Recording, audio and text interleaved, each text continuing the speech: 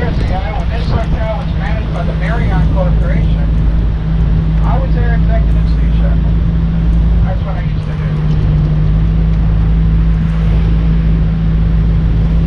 Truly, we're approaching the Atlantic Ocean. Only one hat being warm right there, but watch your hat, young man. It might get a little breezy over here. This is not a bay. This is the ocean. I want you to take a good look at it. You will not see any waves. Here we are on part 2, Key West The main reason for this is Southern journeys. Mall directly inhabited. We're traveling on the train, checking out the streets, the trees, the bushes, and the sights. Have you been here before? In the world. This is our first trip, and we did love it. I can't wait to go back. That makes everything between there and here rather shallow. And before we built a system of channel markers, buoys, and lighthouses, that reef broke up a lot of wooden ships. When a ship went aground off Key West, you heard this cry go up all over the island.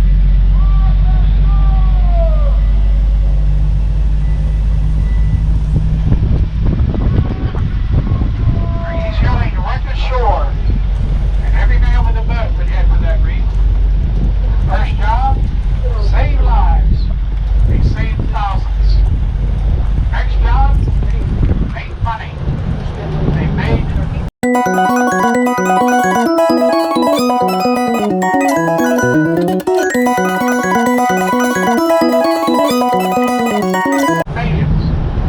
Surely it was because of the wrecking industry. By 1856, we were the richest city in the United States per capita.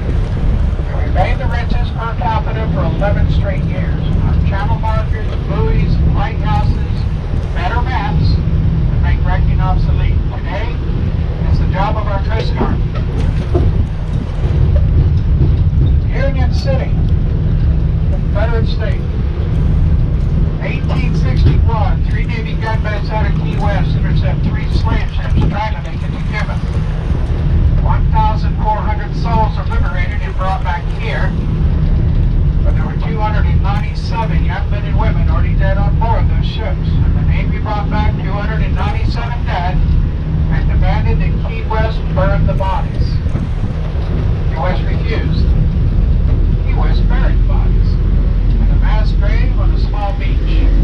This beach, on our right, today there's a cement plant. The sign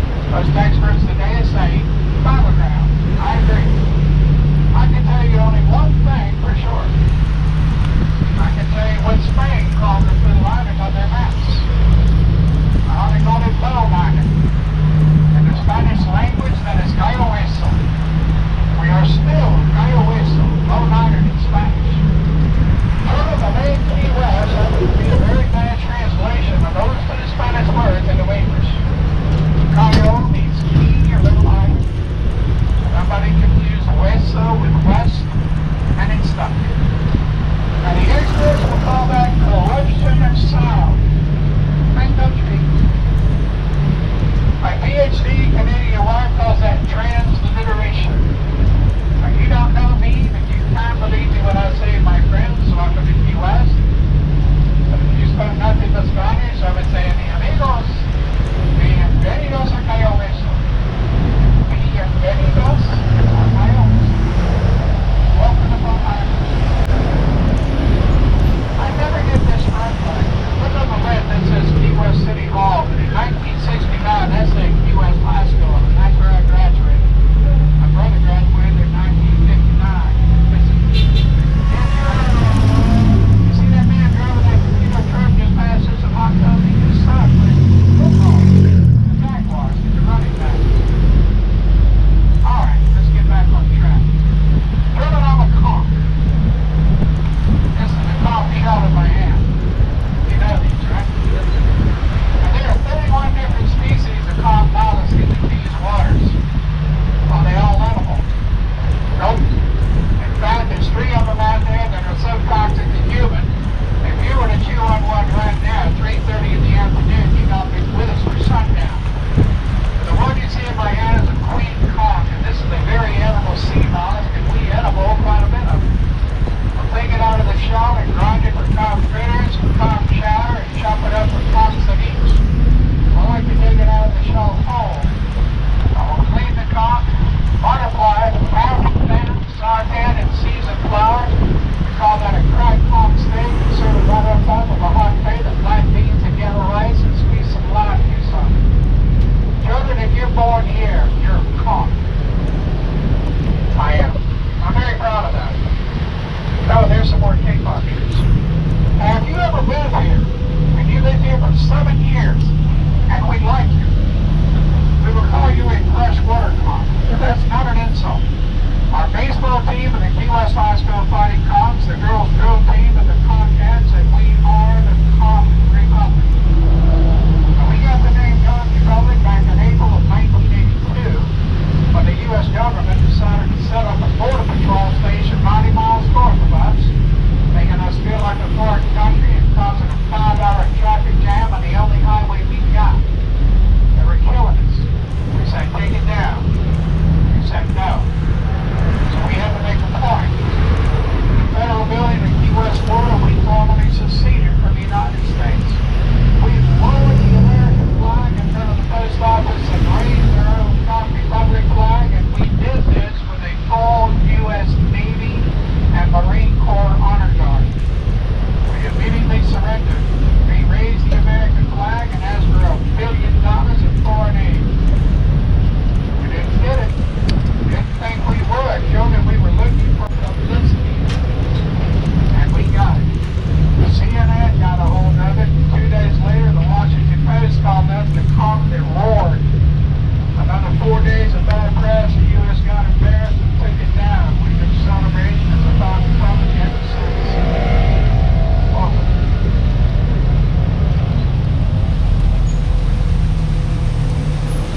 I showed you the lighthouse. And I told you that the original lighthouse washed away in the 1846 Savannah hurricane. That hurricane took 77 lives in Key West and destroyed 39 major sailing ships in the harbor. It also washed away the only cemetery we had at the time over by the southernmost point.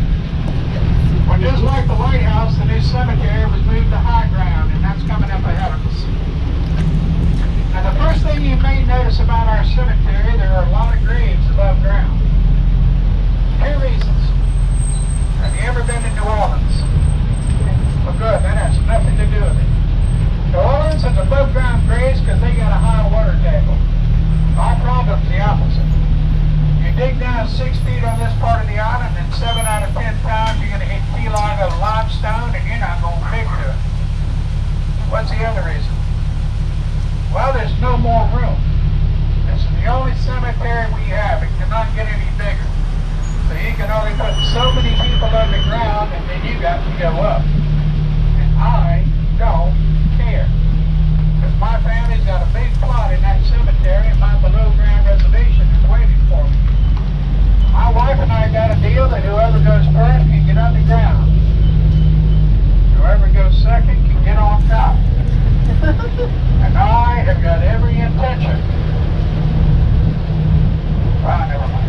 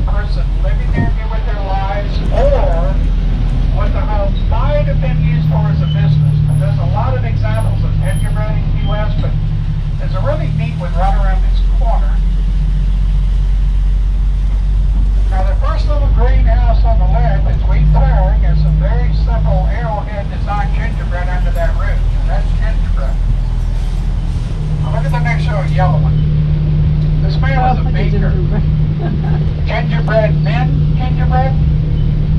Oh, come on, that's perfect.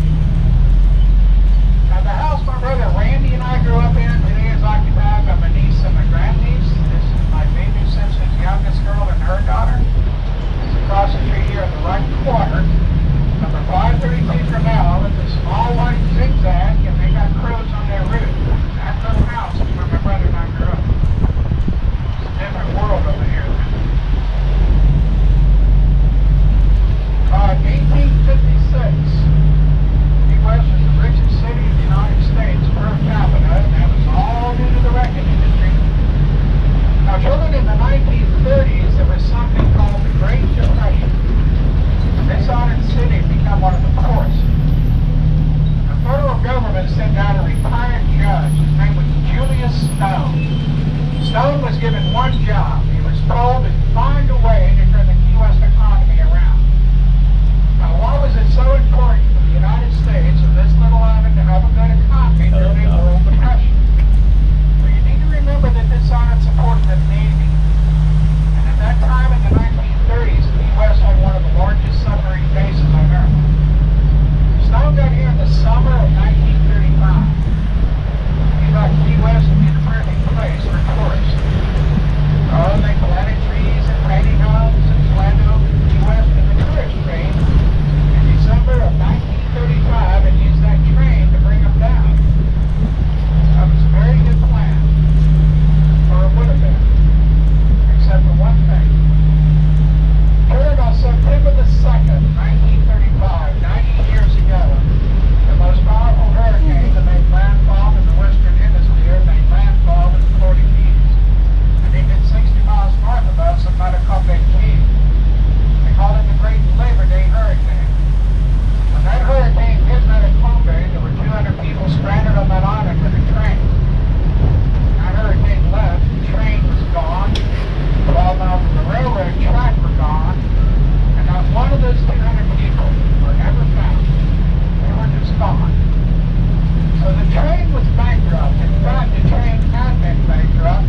They could not and they did not renew. Oh, by the way, Melissa made landfall an hour and a half ago.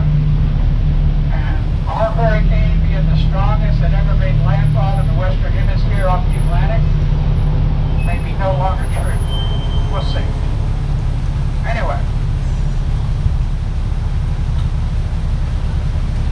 Now, Florida had built 2-lane roads in the Keys since the 1920s, but to totally connect that road together to the mainland, Florida needed a lot of bridges, and the railroad left a lot of bridges.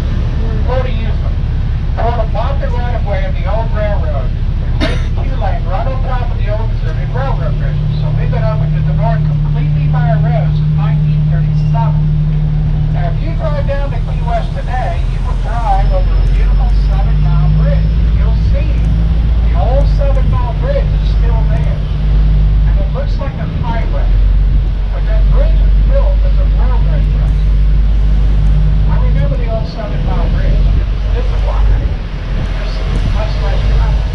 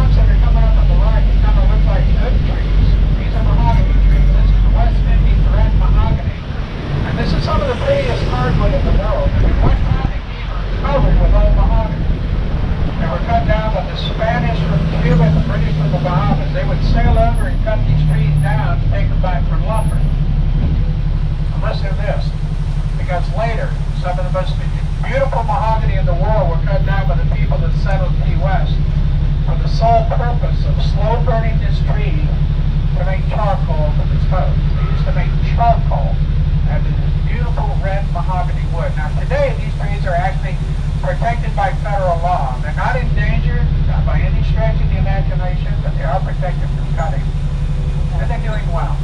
as you can see.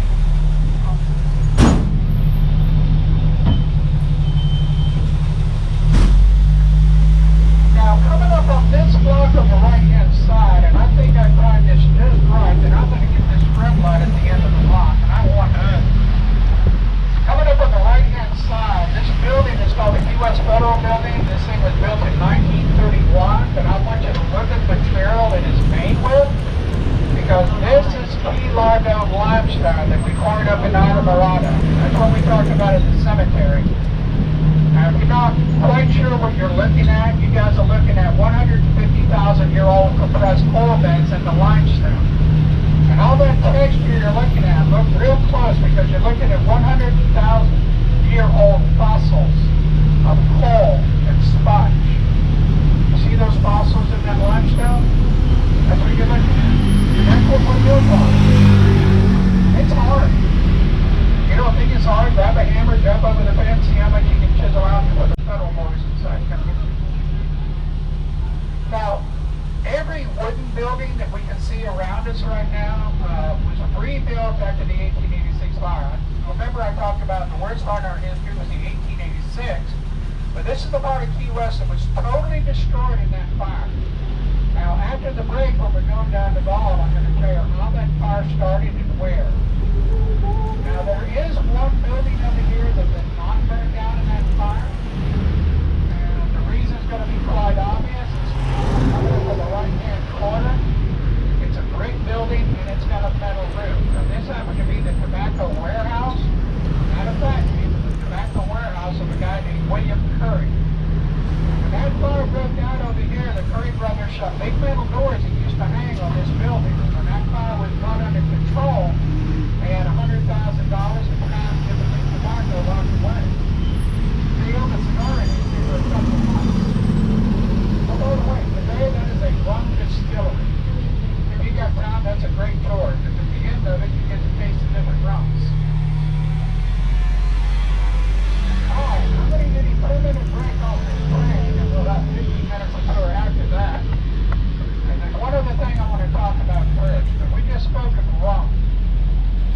Well, how about Coca-Cola? Key West actually had one of the first bottling plants of Coca-Cola for south of Atlanta, Georgia. It was built here in 1907. Now, if you were paying attention to me earlier, and I don't blame you one bit if you weren't, we didn't have fresh water from the mainland until 1941. Well, the old Coca-Cola bottling plant complex is still here. It's this fat structure on the right is grade of shrimp. Underneath this compound is a 22,000-gallon water system. Children, we have the only Coca-Cola bottling plant on this earth that made Coke with rainwater. We did so until 1941. When they did the rain, we didn't make Coke. And I understand people on this side right there around the street. I swear, I know people that do that today. All right, I'm going to give you 10 minutes off this train to stretch and use the restroom, and we'll have about 15 to 20 minutes left to tour when we leave here. And we got a lot to talk about. You can bring anything back to this train to eat and drink, as long as there's no alcohol or glass involved.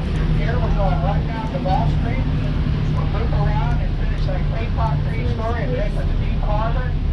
Talk about housing architecture. We'll finish in Bowery Square.